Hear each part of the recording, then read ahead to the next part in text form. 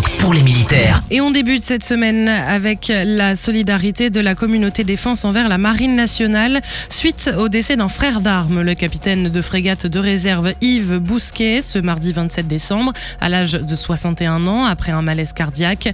Ce dernier s'était porté volontaire pour servir au sein de l'état-major de l'opération européenne Aspides et il était en transit à l'aéroport d'Istanbul pour le rejoindre. Cet électrotechnicien de formation s'était engagé dans la Marine nationale en 1980. Il a servi aussi bien sur sous-marin que sur bâtiment de surface. Après 39 années de carrière, il avait intégré la réserve opérationnelle en 2019. La Marine nationale a salué la mémoire d'un officier engagé et exprimé son soutien à sa famille et à ses proches. Skyrock PLM s'associe à leur douleur. Le sous-groupement de renseignement au contact, ou le SGRC, du 1er régiment de chasseurs, a récemment mené un exercice d'ampleur en coordination avec le groupement commando blindé, avec lequel il forme l'échelon de découverte de la brigade, celui qui doit renseigner la brigade sur l'ennemi pour permettre ensuite d'engager l'échelon plus lourd, appelé échelon d'assaut.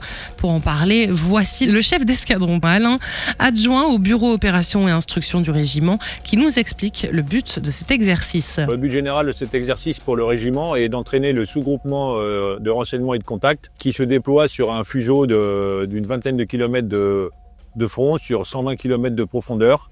Il s'agit donc d'entraîner cette unité avec des capacités nouvelles et innovantes. À ce titre, à partir des renseignements fournis par le SGRC au profit de la brigade, ce groupement commando blindé peut intervenir par une opération de ciblage sur le poste de commandement qui a été dévoilé ou des véhicules qui étaient stationnés et postés aux alentours de la base aérienne. Et comment l'exercice a été organisé ? Les différentes unités contribuent à la manœuvre soit en étant joueuses et donc réalisent des actions tactiques dans le cadre de leurs prérogatives. Et nous avons dédié une unité à la force adverse qui met en œuvre donc un plastron qui permet d'avoir une animation réaliste pour l'unité qui est joueuse. Pour pouvoir couvrir la sécurité et la coordination de l'ensemble de l'exercice, plusieurs postes de commandement sont mis en œuvre. Pour le régiment, il s'agit de mettre en œuvre un PC innovant avec une structure qui est allégée. Et le régiment a bénéficié d'appuis particuliers ? Cet exercice sur le plan interarmes a été d'une grande importance et d'une grande qualité puisque nous avons pu bénéficier d'appuis d'artilleurs, de sapeurs au profit de l'unité joueuse, donc le sous-groupement de renseignement et de contact. Et nous avons pu également bénéficier d'appui de l'aviation légère de l'armée de terre, ainsi que des avions de chasse.